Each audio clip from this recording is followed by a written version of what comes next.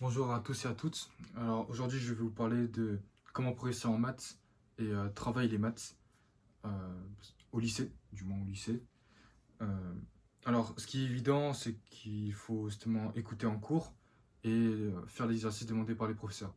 Hormis ça, je vous conseille justement d'acheter, de vous procurer des livres de maths parce que si vous comptez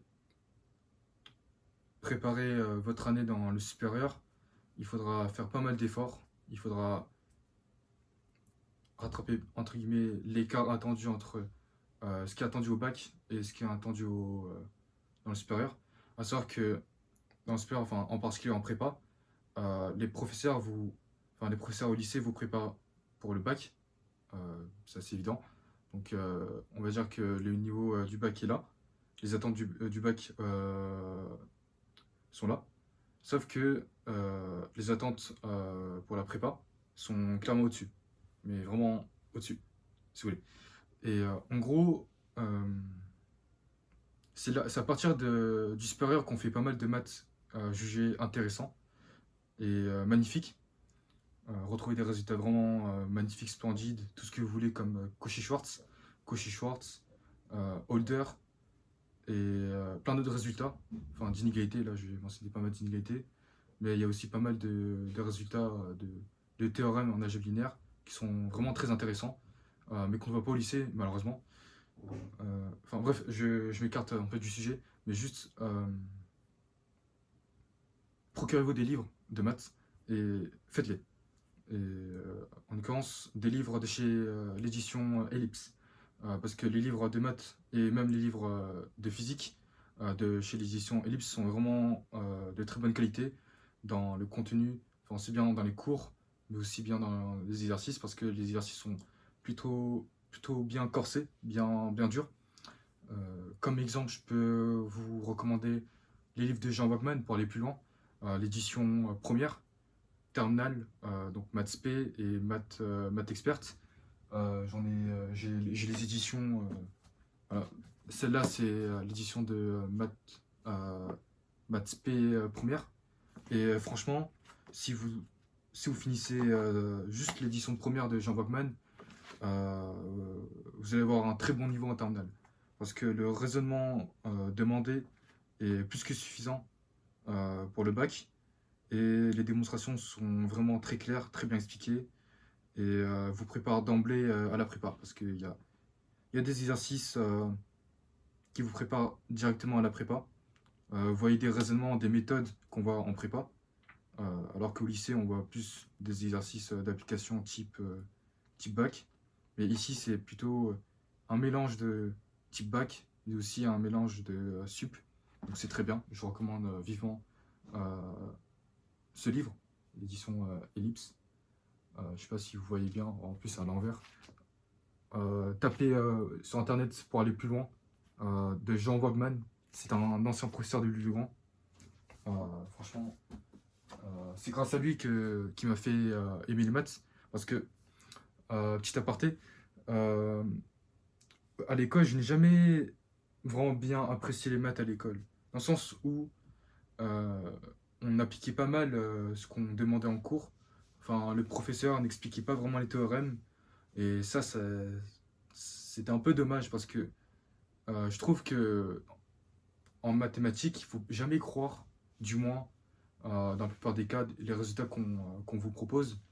Par exemple, au collège, je m'en souviens, je pense que vous avez tous, euh, euh, vous avez tous vécu ça, mais par exemple, le théorème de Pythagore, on vous présente, mais on ne vous le démontre pas. Et ça, c'est dommage, surtout au collège, parce que on vous dit de croire à une formule et vous devez l'appliquer. Et bon, au bac, ça sera à peu près la même chose. Et je trouve ça dommage. Et donc, c'est lorsque j'ai découvert justement le livre de Jean Wagman, avec les démonstrations et les exercices type prépa, mais aussi de temps en temps des exercices type bac, que j'ai fini par aimer les maths et vraiment aimer les maths. Je peux vous conseiller aussi les éditions de Terminal SP Maths et Maths Expert, comme je vous ai dit précédemment. D'ailleurs, je peux vous montrer. Euh, euh, alors, c'est l'édition de Maths Expert Et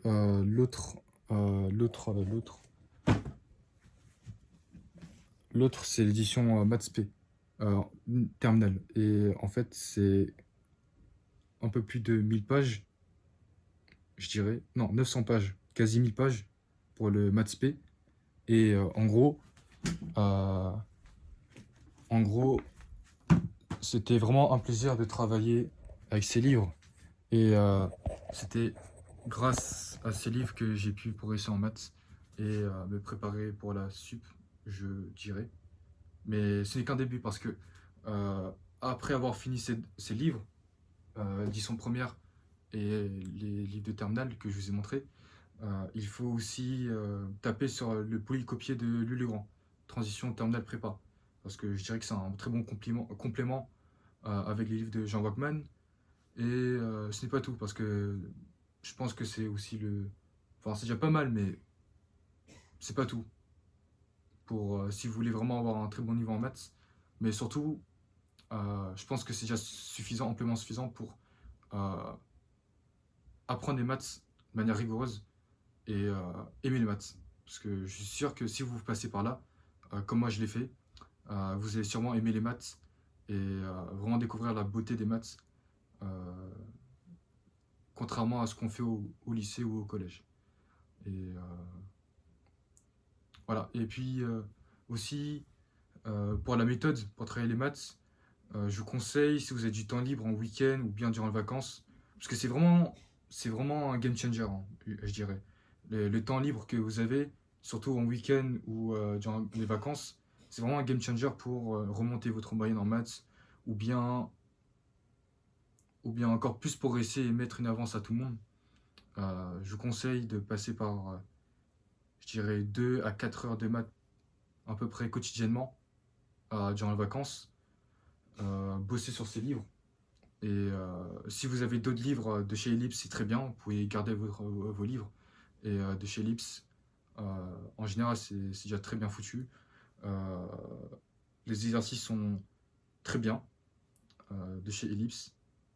Et enfin, bon, bref, je suis pas sponsorisé par l'édition Ellipse, mais je vous conseille parce que j'en ai pas mal des livres de l'édition Ellipse et qui m'ont apporté pas mal de choses en maths. Et il y a aussi en physique. En physique, il y a aussi.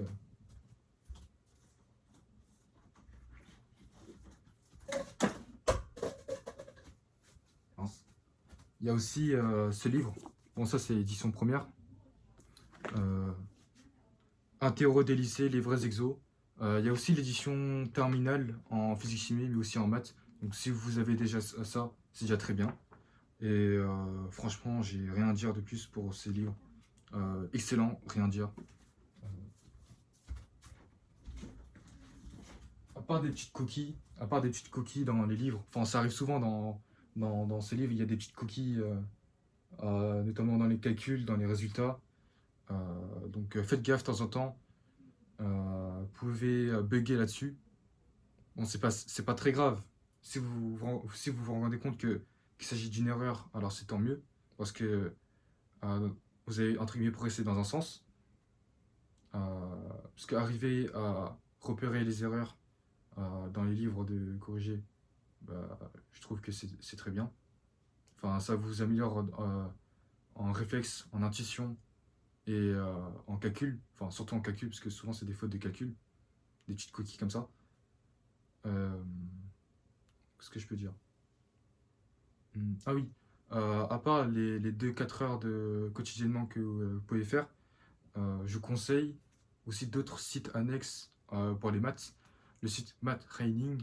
Math Training, c'est un site pour préparer les exos, enfin les Olympiades internationales de maths, les IMO. Et franchement, c'est très bien fait comme site. C'est là depuis, je crois, 2013. Et on a un système de score, comme dans les jeux vidéo, par exemple Clash Royale. Vous avez un système de score, enfin, et des classements, une sorte de trophée et un classement. Et vous avez des problèmes, vous avez des exercices, et surtout, vous apprenez à rédiger en LaTeX. C'est un langage très connu pour écrire des maths sur Internet, sur à peu près tout. Voilà. Et d'ailleurs, c'est ce que vos profs utilisent comme langage pour écrire vos fiches d'exercice, si, euh, s'ils créent leur cours. Voilà, petite info comme ça, au passage. Et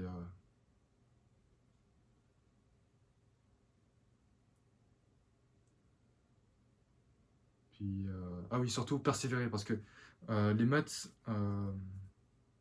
plus on en fait, plus on progresse rapidement. Parce que, euh, si vous voulez, si vous passez, admettons, 10 heures en maths par jour, vous allez voir une progression très très rapide. C'est-à-dire que si vous passez genre 10 heures par jour pendant 4-5 jours, vous allez voir que vous allez vraiment progresser de manière exponentielle. Alors que si vous passez 2 heures par jour, vous allez certainement voir une progression, mais pas aussi rapide que 10 heures par jour. Donc si vous avez pas mal de temps à consacrer pour les maths, il y a progresser. Et si les maths pour vous c'est entre guillemets une lacune, parce que vous avez de temps en temps des mauvaises notes en cours, bah, n'hésitez pas à fournir euh, pas mal d'efforts pour combler ces lacunes et avoir de bonnes notes. Et surtout travailler de manière efficace, parce que ça dépend des personnes, parce que euh, pour moi, 10 heures de travail par jour, c'est plutôt, ça me convient, dans le sens où durant les vacances, j'ai appris à adopter cette façon de faire, 10 heures de travail par jour. Je sais que c'est très radical, mais euh, je pense que ça peut aider pas mal de personnes, 10 heures par jour. Mais il faut d'abord commencer par plus petit, donc commencer par 2 heures par jour, puis ensuite augmenter euh, lorsque vous vous sentez capable et lorsque vous avez du temps libre. Et vous verrez que vous allez progresser. Et oui, surtout que les maths, c'est pas comme les matières littéraires dans le sens où vous devez apprendre vos définitions, vos cours, les réciter par cœur, apprendre aussi la méthode pour la dissertation par exemple dans les matières littéraires et structurer, puis ensuite entre guillemets cracher vos cours. Les maths, c'est pas vraiment pareil, parce que dans le sens où certes il faut apprendre les définitions, les cours, les propriétés, mais aussi il faut savoir les démontrer. Parce que en réussissant à les démontrer, ces propriétés, enfin souvent les propriétés et théorèmes vus au lycée sont démontrables à partir du lycée. Il y en a qui sont au niveau du sup, première année de prépa, mais il ne faut pas avoir peur, il faut au contraire oser et voir la démonstration et comprendre. Et surtout très important, je vous conseille de sécher sur des problèmes. Si vous séchez 2-3 jours, c'est très bien, c'est excellent. Franchement, ça fait du bien de bloquer sur des exercices. Je vous dis ça parce que en bloquant sur un exercice pendant, admettons, 3-4 jours, si vous réussissez, au bout du quatrième jour, vous allez avoir une sorte d'effet de dopamine, mais aussi une progression instantanée, dans le sens où, durant les 3-4 jours, vous serez juste bloqué comme ça, et le quatrième jour, quand vous allez réussir l'exercice, vous allez progresser d'un cran, comme ça. Et ça, c'est excellent. Et c'est comme en sport, en musculation surtout. Musculation, euh, enfin, c'est pas vraiment comme en musculation dans le sens où la musculation, vous avez des progressions assez constantes. Du moins, lorsque vous débutez en musculation, vous avez une progression assez constante. Chaque semaine, chaque mois, vous constatez des progrès. Alors qu'en maths, de temps en temps, vous sentez que vous n'avez pas tellement progressé par rapport à il y a une semaine ou il y a un mois. Mais vraiment, faites confiance à votre progression, à vos efforts. Et vous allez voir que vos efforts vont payer. Et voilà, juste persévérer et pratiquer. Surtout pratiquer les exercices. À part connaître son cours, enfin c'est très bien de connaître son cours, mais il faut beaucoup travailler, beaucoup pratiquer les exercices types et pratiquer aussi des. Enfin, faites aussi des problèmes. Surtout les problèmes en fait. C'est les problèmes que vous allez améliorer en intuition. Vous allez voir que. Enfin, les maths pour moi c'est comme un jeu vidéo. Un jeu où vous pouvez augmenter de niveau et vous avez des points de stats à attribuer. Donc, comme par exemple, vous avez les points de stats pour le raisonnement, l'intuition, les réflexes, enfin automatisme, donc tout ce qui est calcul. Et donc, si vous mettez tout sur les calculs, bah, c'est très bien. Mais si vous mettez tout sur les calculs, sauf que vous manquez de réflexion, de raisonnement bah, c'est pas très bien. Donc dans ce cas-là, il faut plutôt privilégier les exercices qui vous demandent un niveau de raisonnement assez élevé. Donc juste varier les petits exercices pour que vous soyez polyvalent. Voilà, c'est ça en fait le plus important, c'est soyez polyvalent dans ce que vous faites en maths. Donc raisonnement, intuition et automatisme. Voilà, c'est tout ce que j'ai à dire. Et bonne chance et bon courage.